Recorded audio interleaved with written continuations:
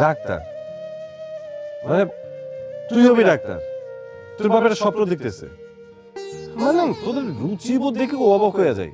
তোর তো লেভেল বোঝা উচিত ডাক্তার হবে। হ্যাঁ ডাক্তার? কিসের ডাক্তার? আরে ওর বাপ নাকি ওরে ডাক্তার বানাইবো, নিজেরও শখ হয়েছে ডাক্তার হওয়ার। যত সব সেরা কথায় শুয়ে লাখ টাকার স্বপ্ন না? এই ফকিনি, তুই যাবি রুম থেকে? একটু পার টিপতেছিল ভালো হতো। আচ্ছা ঠিক আছে, যা তুই।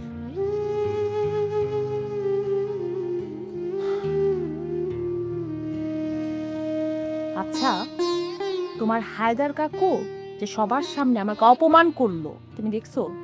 আমি না অবাক হয়ে যাই, আমি বুঝি না এই মানুষটা আমাদের বাসায় আসে, আমাদের টাকা খায়, আবার আমাদের উপরেই ধমকায় না?